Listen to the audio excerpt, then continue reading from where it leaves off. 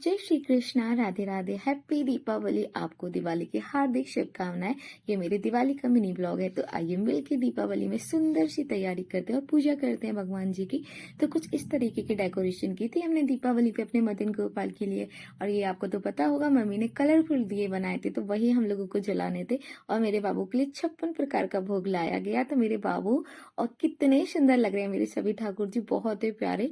और ये गौरैया भी मम्मी लेके आई थी, क्योंकि दिवाली में गौरैया की भी पूजा होती है। और बहुत ही आनंद आता है दीपावली में पूजा करने में। मेरा फेस्टिवल मतलब फेवरेट फेस्टिवल है ये दीपावली, क्योंकि इसमें कलरफुल दिए जलाए जाते हैं भगवान के समक्ष। तो कुछ इस तरीके से फिर मैंने सबसे पहले गणेश भगवान, लक्ष्मी जी की आरती की, वंदना की, उनको याद किया। फिर उसके बाद मैंने उनका तिलक किया और सारे दीपक थे उनके नाम से सबके लिए हमसे जलाए। तो कितने सुंदर लग रहे हैं ये कलरफुल दिए। और मेरे बाबू कितने ज्यादा क्यूट लग रहे हैं, बहुत सुंदर। अगर आपने मेरे बाबू का दीपावली का श्रृंगार नहीं देखा है तो आप लोग देख लेना। मेरे बाबू सच में बहुत सुंदर पोशाक धारण की थी उन्होंने, तो कितने प्यारे लग रहे हैं मेरे ठाकुर जी और उनका पूरा मंदिर। कुछ इस तरीके से फिर मैंने सारे दीपक जला दिए थे अच्छी तरीके से। फिर मैंने हवन स्टार्ट किया। और दीपावली में अगर हम लोग छुड़छुड़ी ना चलाएं तो क्या ही फायदा है दीपावली का। तो मैंने अपने भगवान के समक्ष रोशनी भी जलाई।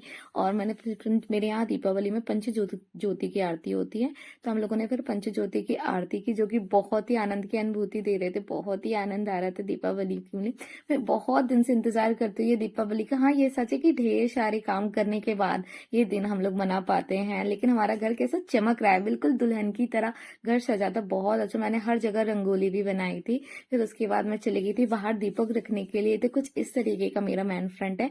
बिल्कुल सामने ठाकुर जी बैठते हैं हमारे, बिल्कुल आपको, आप दरवाजे पे खड़े हो जाएंगे और हमारे ठाकुर जी आपको वहां से दिख जाएंगे। तो फिर जितनी हमने रंगोली बनाई थी सब जगह दीपक रख दिए। कितना सुंदर लग रहा है ना, दीपावली में दिए का ही त्योहार है।